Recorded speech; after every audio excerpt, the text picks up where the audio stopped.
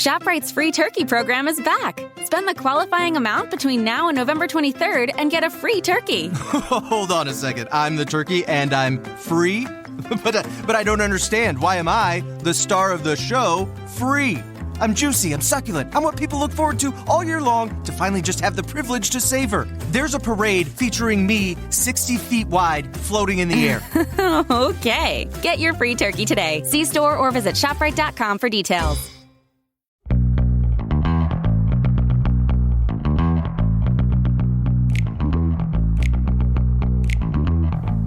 Welcome to the #1 podcast covering Michigan State basketball. The Final Four is not on the schedule. Join Rod and me, Eric, as we dive deep into the Spartans to get you prepared for every game. Subscribe today for in-depth recruiting updates and fantastic interviews with today's important college basketball personalities like Robbie Hummel. Thank you for having me. I have listened to your guys' podcast numerous times on drives throughout any Midwestern Big Ten city. So I am big fans of your guys' work. Jay Billis. And next time, hey, if anybody in Michigan wants a December tea time, call me. You wimps won't show up, but I'll be there. I'll be there and play in the cold. And Izzo will be in front of the fire with hot chocolate. Coaches Thomas Kelly. No problem. Glad to be back, man. Glad to be back. Mike Garland. You just can't sit there and trade twos for threes. You can't do it. You're going to lose. Coming down the stretch, you're going to lose. And more. You won't find better coverage of Spartan hoops than you will get here. For both the casual and hardcore fan, come along as we take you for a green and white ride. Hey everybody, it's Eric alongside Rod here. We're here to discuss Michigan State's 74-51 victory over the University of Southern Indiana's Screaming Eagles. Before we start the show, quick shout out to Ben Kosar, who joined us on Patreon at the Scott Skiles level. Thanks a ton, Ben. We really appreciate the support. If you love what we're doing and want to help keep us on the air, head on over to thefinalfourisnottheschedule.com/support, or if you're lazy, tffinots.com/support to get links to contribute to the show via PayPal or Venmo, or on a recurring basis through Patreon or Substack. All right, Rod, let's discuss the game. I think, obviously, better outcome than last time. It's a victory, a game that I think you can be a little satisfied with. There were some things that were better. Obviously the win, but I think just the overall play was better, and some things that need to be fixed. I think, we were talking about shooting, and that was better, except for three. It was surprisingly absent. And I don't know. We'll talk about that in just a little bit, I guess. But I thought the freshmen looked very freshman-like today in some ways. Booker had some times where he looked much more effective than he has previous 3 games we've watched him play. But again, on defense, getting lost a little bit. Certainly happened with Carr a lot. Carr looked very pedestrian today for the most part.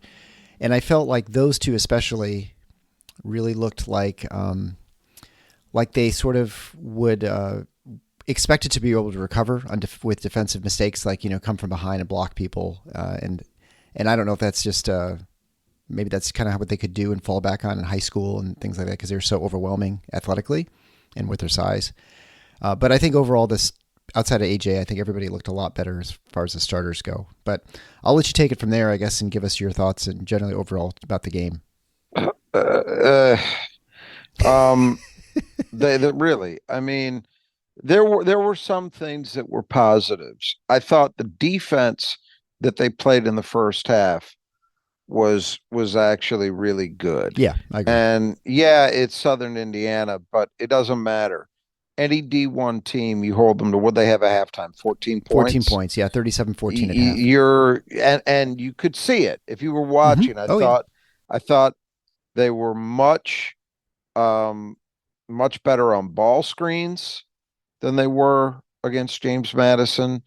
The guards applied pretty consistent ball pressure. They didn't have as many steals, but I thought they really made it tough for USI to get into any semblance of offense. I mean, USI was continually going very late in the clock in the first half because they just couldn't get a look. And that good ones, when they got them. I was very happy with the defensive effort in the first half. Unfortunately, the second half happened, and they were really bad for the most part defensively. Yep. They're pretty damn awful. The one exception of that was after he had to yank the starters after the first, whatever it was, 3 minutes, 4 minutes of the half, the younger group came in and turned the game back because they got as close as 15. And then the younger group came in. It was, I think, 4 guys were substituted in. Mm-hmm. Yep. So Fears, Holloman, Booker, Carr, and they turned it around by playing better defense. And then after that, it didn't really matter who was on the floor. They were just kind of defensively. Mm-hmm. So progress with at least one good half of defense, but that isn't going to get it done. The defensive rebounding was abysmal given who they were playing. The rate is not horrendous. It's not great. It was somewhere around, I think, 31%. Yep, 32. Yeah. But that's not acceptable.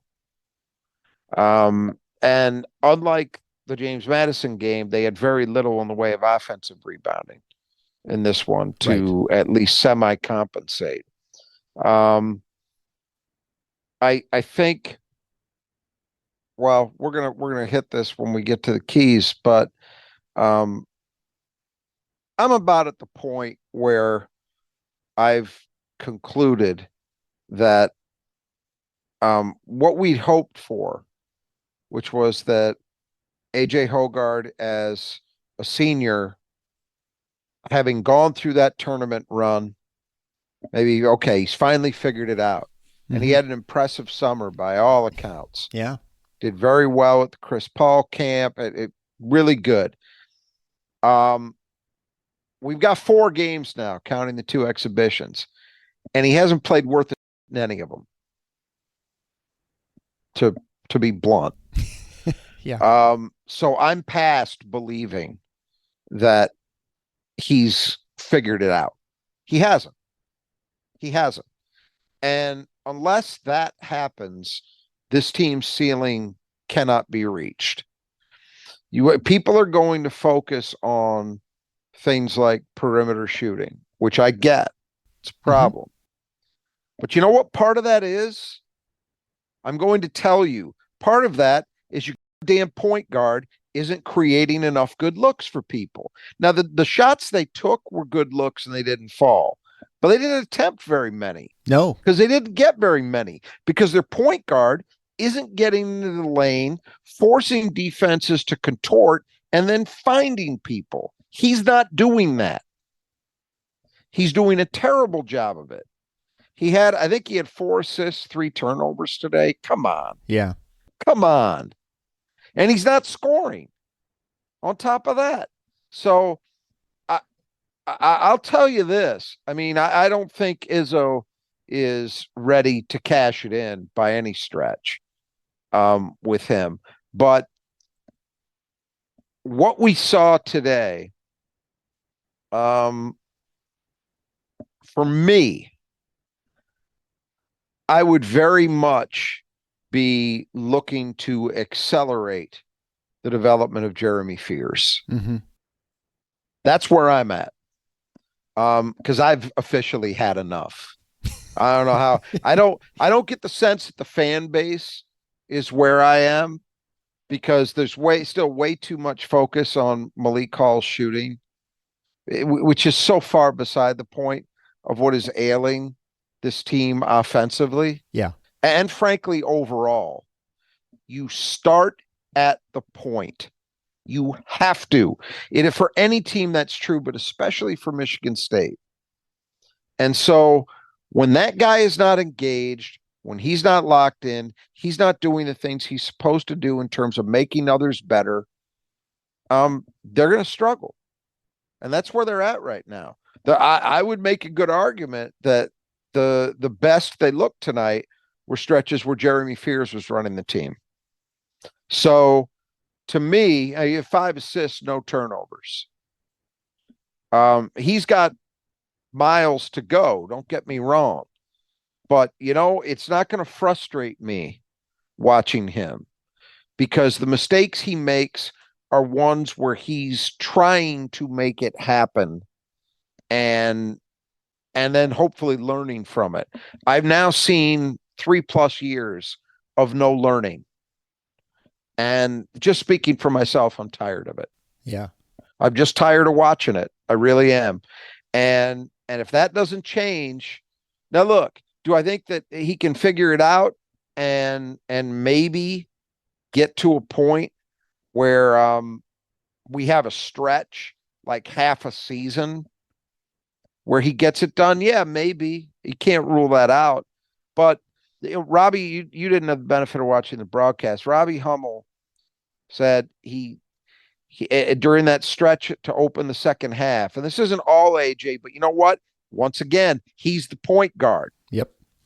So it's on him. Robbie Hummel said, I just can't believe that this team with guys who have started this many games, that Izzo's having to coach them the way he's having to coach them. And he's right. He's 100% right. Mm-hmm. Now, I'll give them that they started this game marginally better than the last two. The opening wasn't an abject disaster. So better there. Congrats. But then they come out and start the second half the way they did. Get outscored by, I think it was 8 in the first 4 minutes and change. That's just, and it's him. Above anybody else, it's him. Don't talk to me about Malik Hall's shooting. You are missing the real story here. It's the point guard. And until that gets fixed, this is going to look the way you saw it tonight and the way you've seen it, the way you saw it on Monday night. That's it. That's the bottom line. I mean, there are certainly things to critique about other players.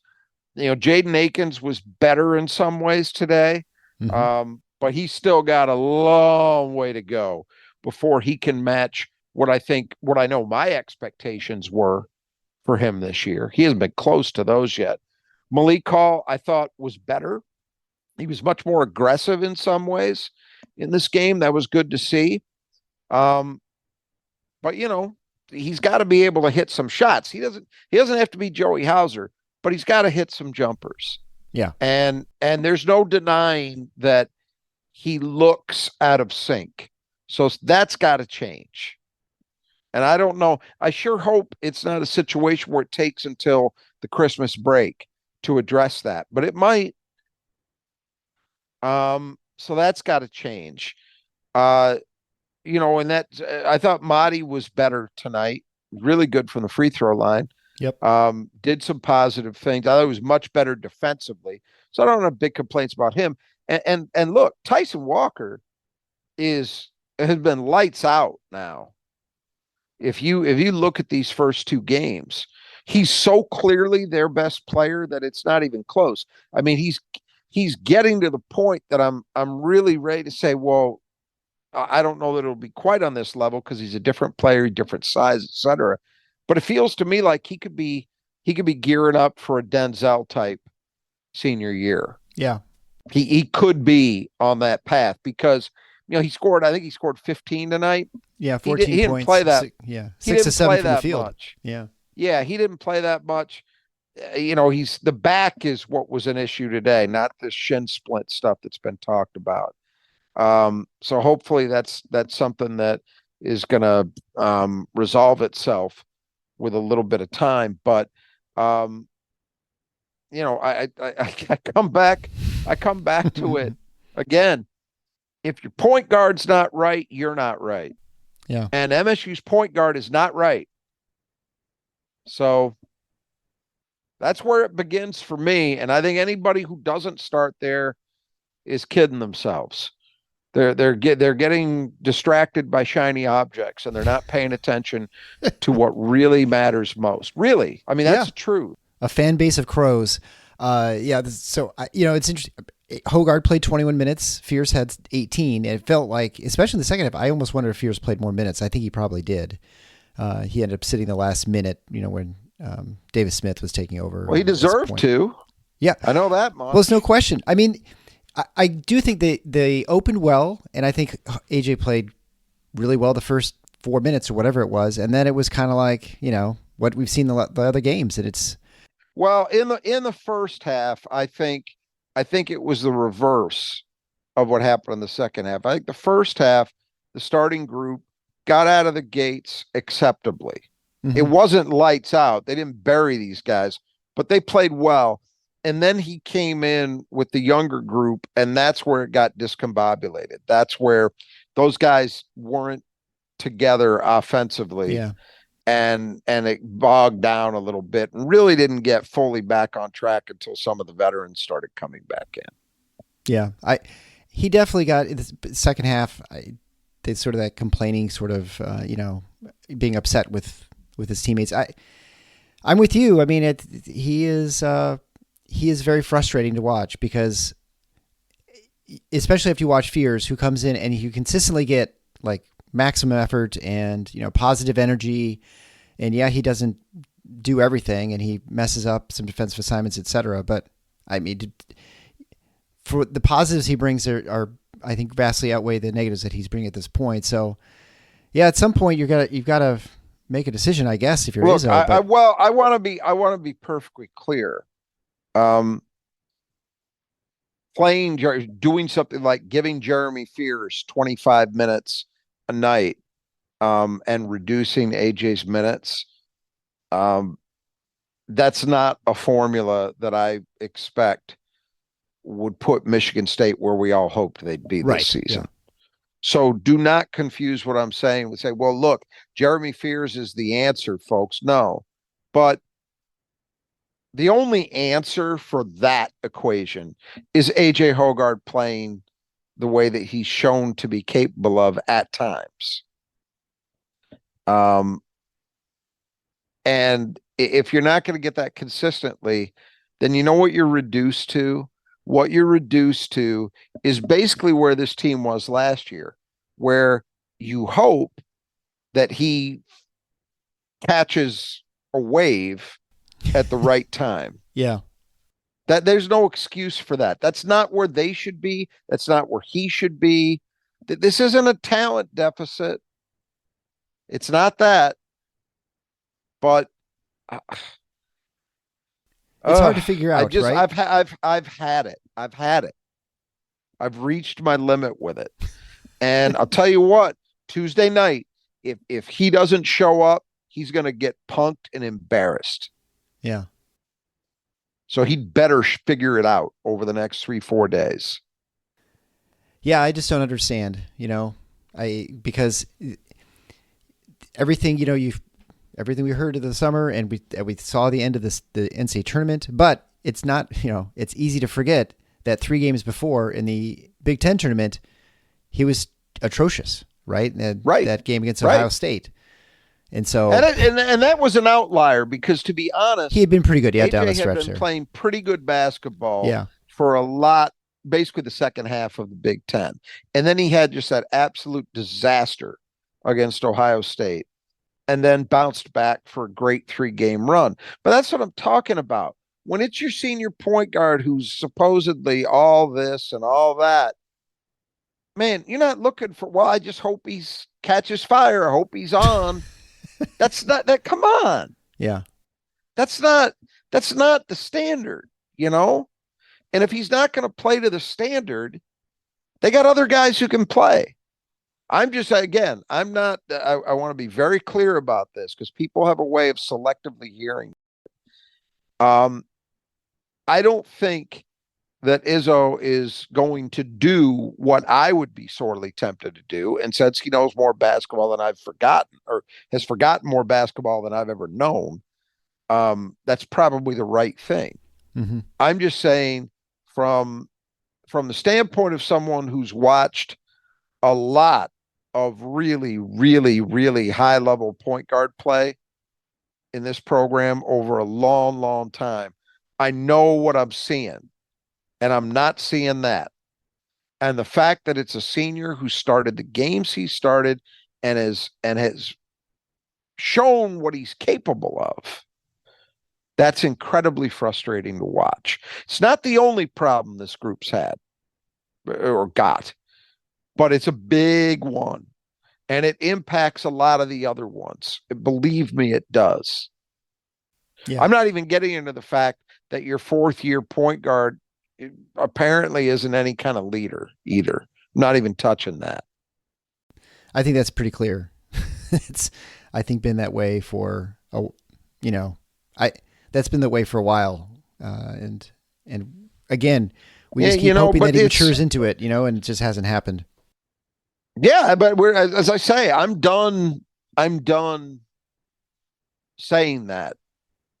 I'm done saying, boy, I just hope that he can figure it out. That's where I was at this offseason. Okay, maybe that run and the success he's apparently had over the summer is enough that he's figured out, okay, this is the way I've got to play. We're not seeing it. I've seen him 4 times already, 2 that have counted, and he hadn't shown up once, in my opinion. All right, well, let's get into some specifics of the game, I guess, outside of AJ. We'll begin with our Brothers That Just Do Gutters segment. The Brothers That Just Do Gutters, if you have a business or a home that has in need of gutter work, and, there's a lot of rain, you want to make sure you keep water away from the side of your house. It causes all kinds of problems. You have bad gutters, leaks, causes big, huge icicle problems. You can have trees grow in your gutter like I did. If you need someone who can do the work and do it quickly and do it at a really good price, and that's all they do. They just specialize in that. So they're not just kind of that guy who just kind of throws things up, because there is an art to it. And so you want to contact the Brothers at Just Do Gutters. If you live out on the west side of the state near the Grand Rapids area, Kurt and his team will take care of you. On the east side of the state, Greg and his team in the Metro Detroit area will take care of things. They are fantastic, and they are the ones who you need to call if you have any sort of gutter repair, cleaning, or replacement work that you need done, either, again, your residential or commercial businesses. So our highlighted player to keep in the gutter this game was Jordan Tillman, who ended up starting. We kind of suspected that might be the case, since he looked like he was one of the better players in their first game against St. Louis. He played 32 minutes. He was 4 of 14 from the floor, 2 of 5 from 3, 5 rebounds, 2 assists, 2 turnovers, finished with 10 points. I think largely he was pretty much held in check by Michigan State. There were a couple of times when he kind of got a couple, looked okay, but they did a pretty good job containing him. And really, there's no one on the team that really took off him. He's the leading scorer at 10 points for the Screaming Eagles. Yeah, I mean, as I say, the second half saw a big backslide defensively, but that first half, they just locked those guys up. And again, that's something that, okay, this is the standard. And I'm telling you, that level of defense, I understand who they were playing against, but that level of defensive execution will apply to anybody they're playing. That was objectively a good defensive effort. So they did a decent job on him. They really do. You look at the numbers, they did a decent job on everybody. Yeah. More or less. But again, I just can't let that second half defensive effort out of my mind, because that was just incredibly disappointing to see. Yeah, and you see this all the time. I don't want to say pre-season, but before the conference play begins, you'll see a really good first half, and then you get up to a big lead, and then you come out kind of flat in the second half. The problem is you're coming off a colossal opening loss. There should not be really a loss of focus at that point. That's the first part. That's the first part, and the second part is the worst segment of that second half was in the beginning, when you had all your starters, your veterans out there. Yeah, right. Those are the things that really bother me. So let's talk about the 5 keys of the game, brought to you by Nudge Printing. Nudge Printing is your Spartan place to get Spartan apparel. Gabe and Brittany are Spartan alums. They run a business right out of here of Portland, Michigan. So all Michigan-made products, high quality, screen printed, t-shirts, hoodies, and all sorts of other accessories that you might need. If you also need things for a company or for like a fundraiser for your school or some sort of organization, they have Fabricated Customs that does fantastic work. Gabe will design the logos for you, and he'll do all the work that you don't like doing. As Rod will tell you many times, there's nothing worse than running a t-shirt drive and having to do all the shipping and getting all the payments and doing that. So having someone doing all that for you, a huge advantage. And you just tell them how much over the retail price or the per cost, and then he'll just send you a check for whatever you raise, as if you want to do it as like a fundraiser. So a great way to do things. They do fantastic work. You can get 20% off your order with the coupon code Final4 when you do a checkout. So you can't go wrong. That's Nudge Printing at nudgeprinting.com. So 5 keys to the game. First is the start. And then the start, we decided, pretty good. I mean, it could have been better, but I think, at least they never trailed, which was an improvement. Defensively, I was very happy with it. And I was happy with it from an energy and toughness standpoint. Now granted, Southern Indiana did not come out with their hair on fire either, in my view. But nevertheless, I thought the start was acceptable. Offensively, could have been a little better, but not terrible. I didn't feel like they were struggling offensively. It's sort of like what kind of went from the last game. Just some shots just weren't going in that looked like they should.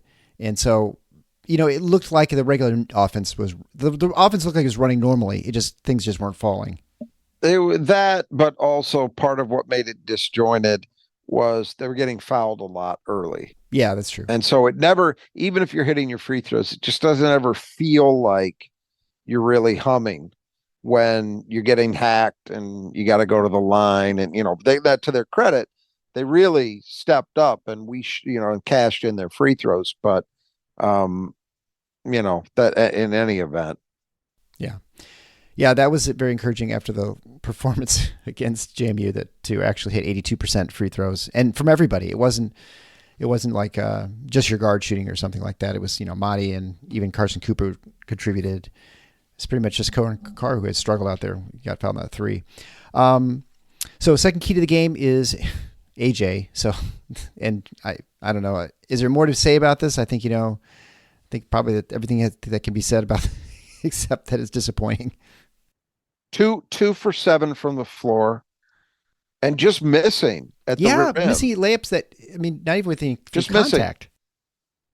Missing. And that, he had no rebounds, which is not the biggest sin for your point guard. It's weird though for him. For him, you would expect something. 4 assists, but 3 turnovers. I've said a lot already, and I think anybody who's gotten this far knows where I'm at. If he doesn't, and it's not an answerable. Again, I just want to stress this. When I say I would personally be tempted to be giving more of those minutes to Jeremy Fears, it's not that I believe, if they just play Jeremy Fears more, the team will be better. No, it's that he's earning it. Yeah. He's earning it. And you can't keep rewarding. And Tom Izzo's never run his program in a way that rewards somebody who is not delivering. And I don't mean hitting jumpers. I mean not delivering, not doing the things they are supposed to do. The only way this team gets to where they want to be is if AJ Hoggard is vastly more engaged than we have seen thus far. That's it. Well, this is a guy who had posted plenty of games last year. 7 assists, 1 turnover, 8 assists and 1 turnover. He was really good in many games last year, so it's very disappointing to be, have such bad numbers. You've got to suspect at this point that tomorrow or the day after there's going to be a meeting of some sort with Tom Izzo, right? Like discuss, what's going on. I'd hope so, but he's invested so much time in it. If I were that's the thing. And he won't look, what makes Izzo better than me or the vast majority of people here is that he won't give up. Yeah. I don't think. I think he will continue to hammer away at it. But man, I am so far past believing at this point. It's like, how many times can you get fooled? Yeah. Right. And I just think when I look at a kid, you didn't see it because you didn't see the broadcast, but there's a segment where Jeremy Fears, if I remember correctly, it was a defensive mistake that Izzo was upset about, and he pulled him out of the game. He went down the bench when Fears sat down, gave it to him when he came out, Then Fears sat down. Izzo went down the bench, sat next to him, and they had an animated discussion, which ended with Izzo giving him a hug. But you know what was interesting about it? And I want to preface this by saying, I think people who claim to be reading body language sometimes are completely full of shit. Often are full of shit. They don't know what's really going on. That particularly is true when it comes to sports and Michigan State's basketball program in even more a particular sense. But I will tell you what I saw. What I saw during that discussion, the first part of which was absolutely Tom Izzo telling him what time it is. I saw Jeremy Fears looking right at him, directly at him, not staring straight ahead and listening, not looking around into space, looking right at him, taking it in. There was a back and forth and exchange, as we know Izzo encourages. And at the end of it, they were both on the same page, seemingly. Mm-hmm. So again, I don't want to take that stuff too far, but let's put it this way. Jeremy Fears' body language, the way he was engaging in that discussion, was obviously beyond debate what you want to see.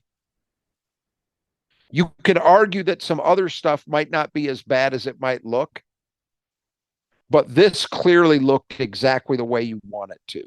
Mm-hmm. And I think his play suggests that he listens and he's trying with a certain level of success to apply some of that onto the court, right?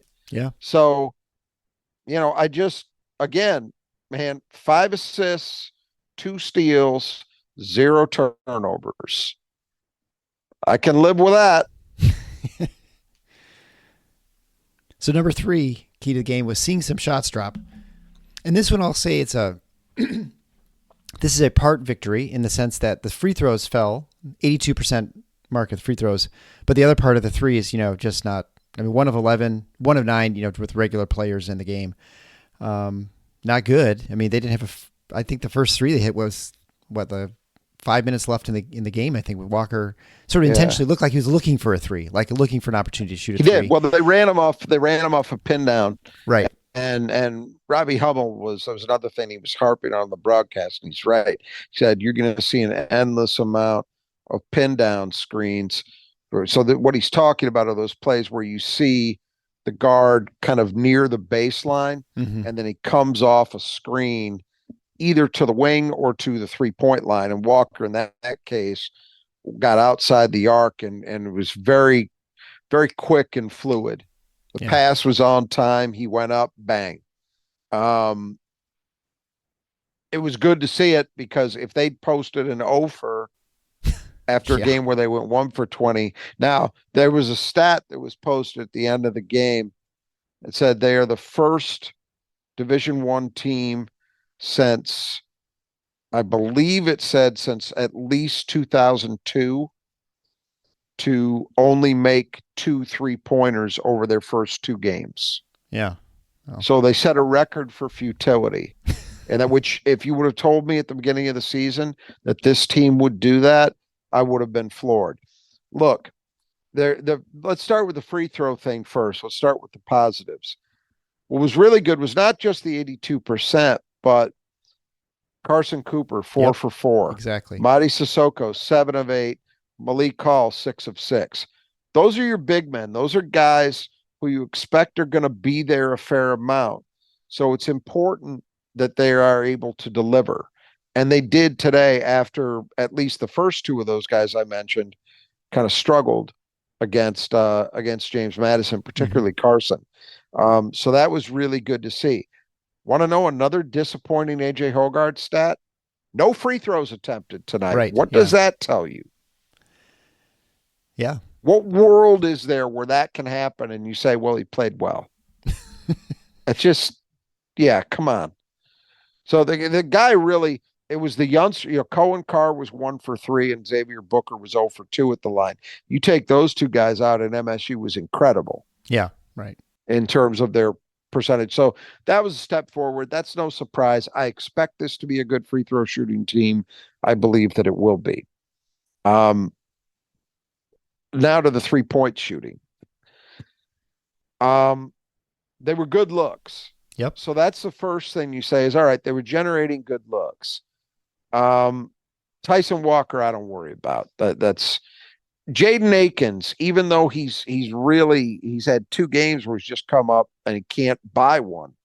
I thought the 2 he took were good shots. I thought they were both going in. Yep. And they didn't fall. He will be fine. I don't believe there's a world where Jaden Akins is struggling from 3. Beyond that, they are going to have to find some things. Now, I think sometimes people betray a failure to understand what Michigan State actually is in some of these discussions. So I will put it this way. Last year's team, was a top 5 team in 3-point percentage on the year. So you say, well, that's a strength. And clearly it was. But we used to talk about it. If you remember, their volume was never all that high. No. They didn't take a lot of them. Okay. Yeah. Mm-hmm. So the importance of the 3 to this group's offensive identity is maybe not what it is in some other places. That's not to say it's not important and that they don't have to do massively better. Of course they do. I'm just saying, let's not throw the baby out with the bathwater and think, well, this is a team. Let's put it this way. I was looking tonight after the game at the season statistics for the 2015-16 team. And that group averaged a little over 10 made threes per game. They were also, I think they led the country in percentage. If they didn't, they were extremely close. They were plus 40. They were like 42%, 43% as a team, some crazy number. But even that team, when you look at the attempts per game, it was 2 guys.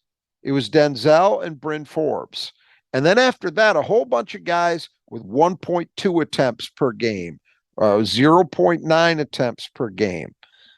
That team had more guys I think you felt comfortable with than this one has shown thus far. But I'm not to the point yet that I'm convinced it's not going to come around enough. That guys like AJ and Holloman and Fears aren't going to at least be competent, meaning at least, low 30s kind of shooters.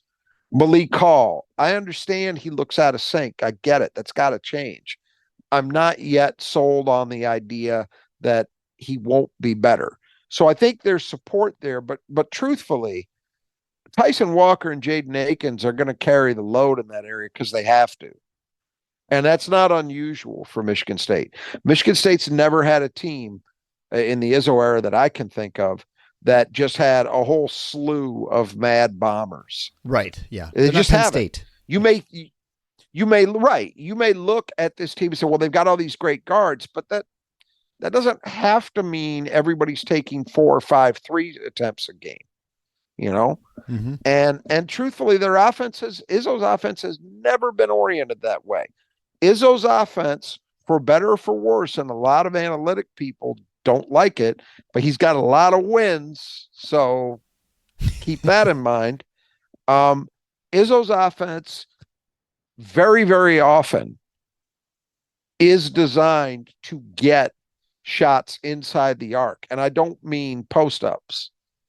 I mean those pin-down screens that we were talking about, right? Yep. Well, a lot of times those plays will result in an open, say, 15-footer. Yep. That's what they're trying to get. That's by design. So, look, they did not have the 3-point shooting effort that we'd hoped for. And I don't think this is a team that we're going to look at and say, man, they got to get up more attempts. I don't think we're going to feel that way very often. I actually think in only one respect, there was a positive tonight. They only took 11 of them. Yeah. So when they saw it wasn't falling, they weren't forcing it, and some of those guys, now you could say, oh, they're passing up good looks. Okay. But there are times where you need to do that. Anybody who's gone through a shooting slump can feel that, knows what that feels like, where you just don't have confidence in that shot. If that's where you're at mentally, you're better off trying to make something else happen. And so I think they definitely weren't forcing stuff. So that's a tiny, tiny, tiny positive. So anyway, getting back to the fundamental point here, let's call it a 50% accomplishment. And they did the job at the line. I think with the 3-point shooting too, I think it may help to get away and to leave the Breslin to go shooting at the Champions Classic, maybe just to get out of the environment and to have everyone thinking about it, right? Like you just change your environment entirely. I think that might help. Let's hope. All it's going to take, honestly, I do think, and Hummel mentioned that today, that during the broadcast, that he thinks right now they're just thinking about it. Yeah, too much. You hit like 2 or 3 in a row, and then suddenly That's probably true, right? If they come out and they hit a few against Duke, it'll all be in the rearview mirror. But I understand people want to take it further than that, and they say, okay, but that doesn't really solve the problem, because the problem is they just don't have enough guys who you trust to hit shots. Well, one, I'm not yet convinced of that, but two, I'm especially not convinced how significant it's going to ultimately be for what this team is. I'll tell you something that I thought about related to this, at least in a tangential way, as this game was going on, and I was seeing Michigan State in a steady procession to the free throw line. Now, it's only 2 games. And so we're a long way from this being established as a trend. But one of the other standard features of a Tom Izzo offense is that they tend to not be a team that shoots a large number of free throws. Yeah, I was going to say that's and that's for good reason. It's because it rarely has he's never had a team that just everybody was oriented toward looking to take the ball to the rim on those fullback dives. And, you get some stuff via post-up action, but the offense, as I was talking about a second ago, what Michigan State tends to run will oftentimes lead to a lot of jumpers, and frequently in the mid-range. Those are not shots that are typically going to result in fouls being called. Right. So they don't typically get to the line a lot. They have shot a boatload of free throws in these first 2 games. I mean, a ton. Now, the James Madison game, okay, that was one that was excessively physical, and then you had officials really blowing the whistle tightly to combine with that. Mm-hmm. But this game, which I didn't feel was that way, they still shot 28 free throws. That's a lot. A Michigan State team, I'd have to go back to verify this, but as I think about it, usually you expect to see them more in the range of, 19, 20, 21 attempts per game, something like that. Agree. I don't know if that will continue. It remains to be seen. But it's something, as you're thinking about the offense and you're thinking about, well, how are they going to score enough? If you're worried about the 3-point shooting and your point guard's playing with his head up his ass too much, all of these things we're talking about that are issues, how are they going to score enough to compete at the level they want to compete at? Well, one way might be if they are actually getting the line a lot and then they shoot the way we expect them to shoot. So just a little note of something that I've got my eye on, and we'll see what happens as we go. Yeah, I mean, we didn't have it as a key, but one of the interesting things is, fast break points are 23-1 in favor of Michigan State, 20 of those points off turnovers. You wonder if that also contributes a little bit to it. If they're running a little bit more and they're forcing action, and you're going to be shooting more layups if you're running more, right? And so you're going to get more fouls. Yeah. Instances too, which I didn't pay attention, to how many fouls came off those sorts of situations, but there were certainly some. And so that may be a part of it too, contributing to more free throw attempts. So then go to the fourth key is crispness. And so, we said you mentioned it wasn't exactly turnovers that you're looking at, although I think Michigan State did okay turnover wise. They had the second half was not clearly as good, but only 12 turnovers for the game, which is for historically is pretty good for this team for Michigan State generally. Yeah, it wasn't terrible. It wasn't great, but it wasn't terrible. But AJ was the worst offender. Right. You had your two reserves, Holloman and Fears, a combined 10 assists to 1 turnover. It's pretty good. Well, and I think that was your point, right? How smoothly is the offense running? And last game, the assist rate was about 50%, which is very, very low for a Michigan State team. And this time is 84%. Yeah. So it's 21 out of 25 baskets had an assist on it. So that just shows that they were running their stuff. And so the crispness, I think you'd say, it's probably pretty much a win. You may not agree. All things considered, as a team, yes, I agree. No, I do agree. Yeah. I think as a team, I thought the screening was better. They still got I think Mahdi got called for 1. Yeah, which was I think it was Fears going too soon, but in my opinion, exactly. At least as much on Jeremy as it was on Mahdi, but only one of those. They were better. But then again, they were facing a lesser opponent. You would expect it to be better. I do agree that as a team, the assist to made field goal ratio for a Michigan State team is at the very least an indicator that the team they're playing is not forcing them to improvise and go one-on-one a lot, and they're moving the ball well. Yeah. So that was true. I still, it's hard for me to give that a full check mark when I know that they're not getting the play from their starting point guard that they need. Yeah. But, all things considered, mostly decent. Yeah, I think, and then the fifth key to the game was dribble drive containment, which I thought first half is fantastic. Much better. Southern Indiana basically got nothing done. I mean, they were just like, whenever they had an inch of space, they just would throw up a prayer off and rarely went in. Lots of problems in the second half. I mean, just about everybody was getting beaten.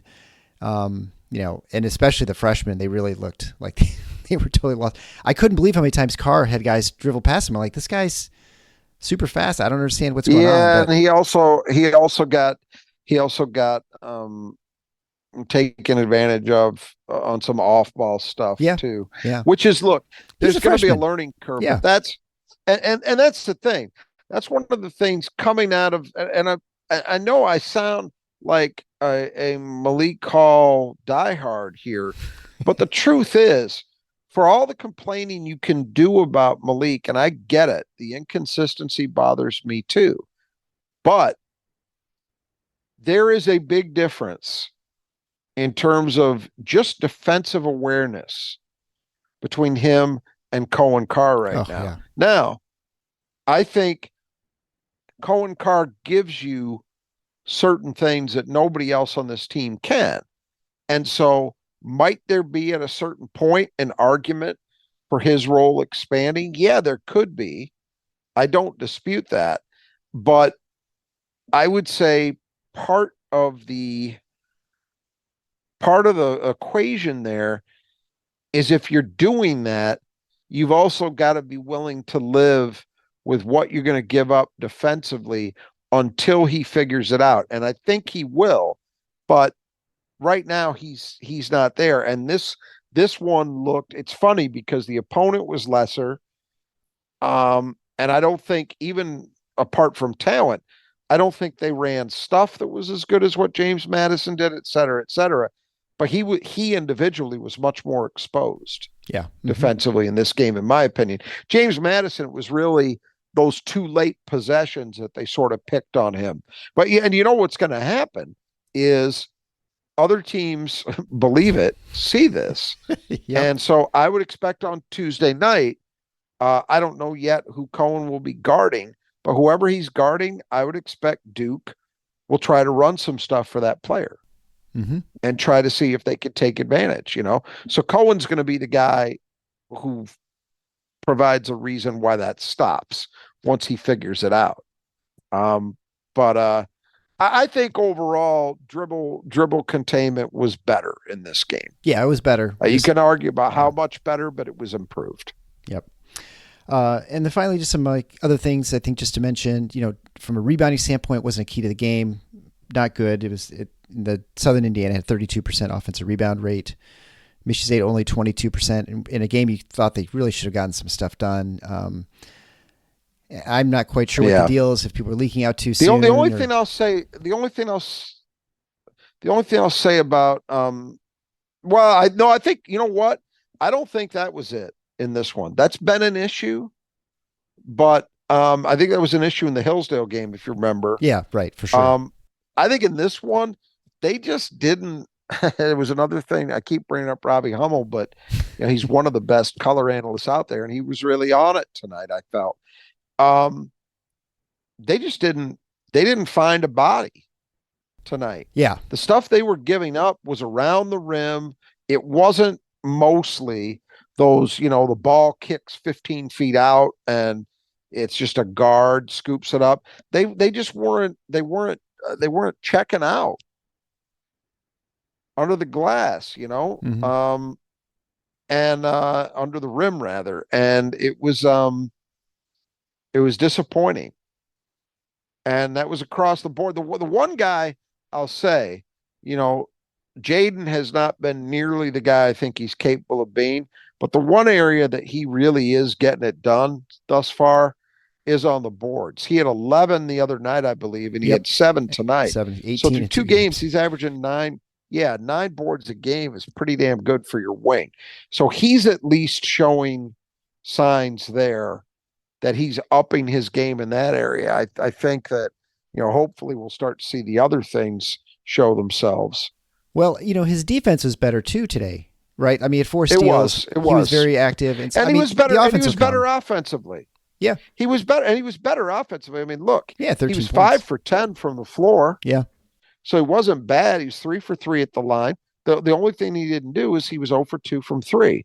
I think he had, what do you have? He had 2 assists.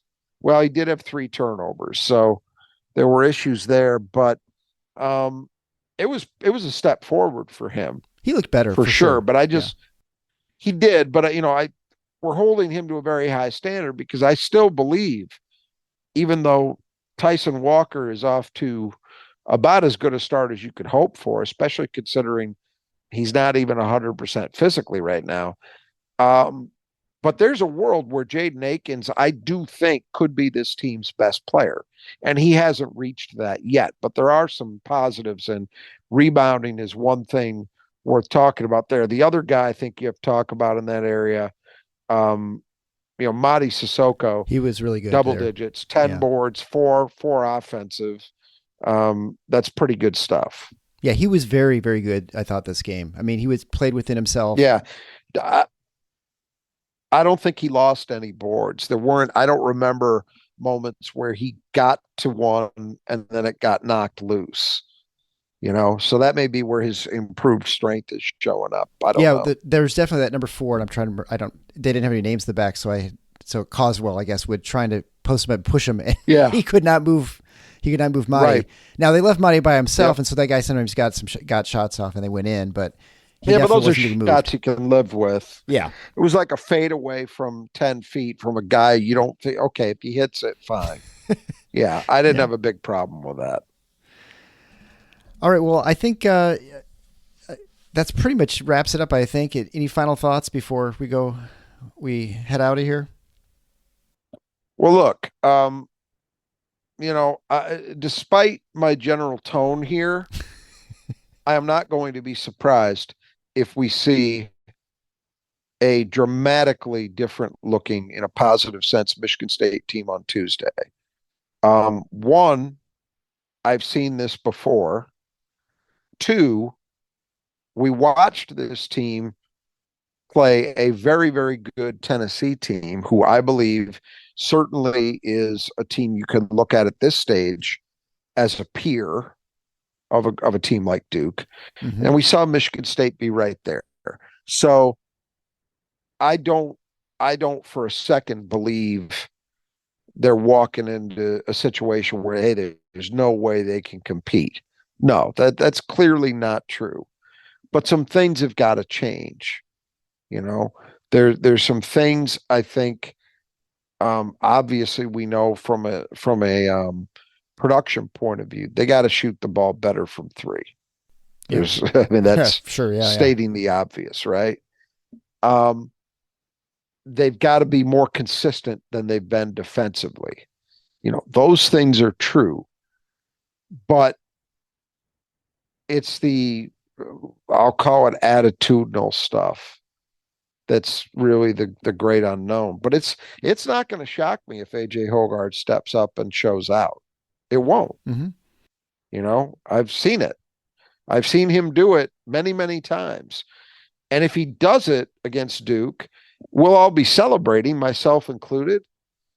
But it will be one more data point in the frustrating column. Why can't you do this all the time? Yeah, I know. I mean, Cassius Winston didn't have games where he went 6 for 8 from 3 and had 10 assists to 1 turnover every time out. Mateen Cleaves didn't do that. Name your MSU great. But by this stage of their careers, rarely did you think, man, I just don't know if that guy's going to show up. Yeah. The only time you ever had an issue with Cassius, for example, was when he went through one of the most horrible things anybody could go through.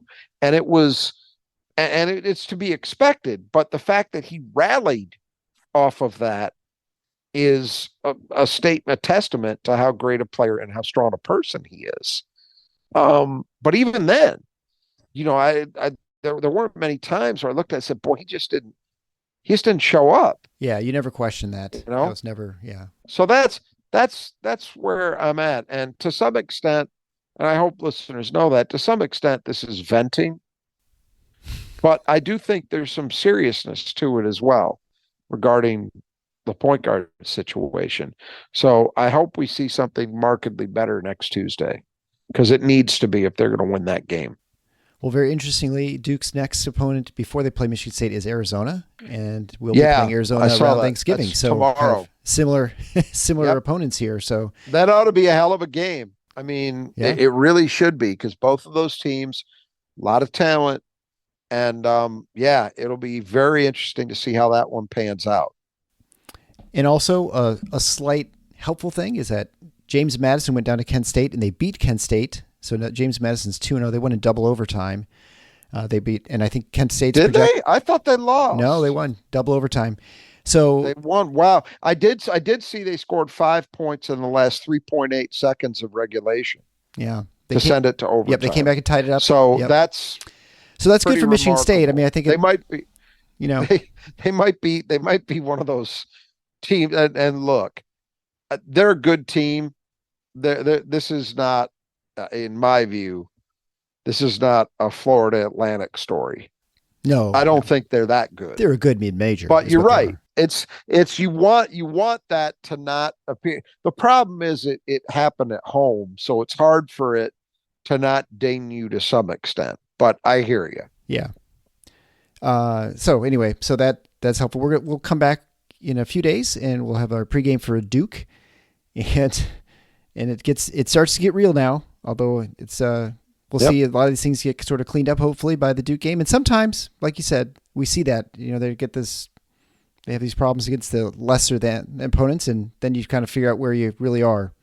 Well, it's just unfortunately, even though we look at this as a veteran team, the fact is they're all still young people, and they are going to feel the gravitas of that, and sometimes that has the effect of getting guys to rise to the occasion in a way that playing against Southern Indiana just doesn't. It shouldn't be that way. The really, really good teams don't tend to have those kind of problems all that often, but it does happen. Yeah. So I'm not going to be shocked if Michigan State, let's put it this way. I'm not thinking right now, boy, we should expect a 20-point beatdown. I'm not expecting that. Yeah. It could happen, but I'm expecting they're going to play pretty well. All right, so we'll see you guys in a little bit. Again, check out our website, thefinalfoursontheschedule.com, where you can find ways of supporting the show. You can find the episodes there. You can find some merchandise if you want to buy hoodies or T-shirts. Also, our forum, where you can interact with other Spartan fans in our community. Also, check out Nudge Printing at nudgeprinting.com and the Brothers that Just Do Gutters. You can find the contact information in the podcast below, or just go to brothersgutters.com. So until next time, the Final Four is on the schedule. Go green.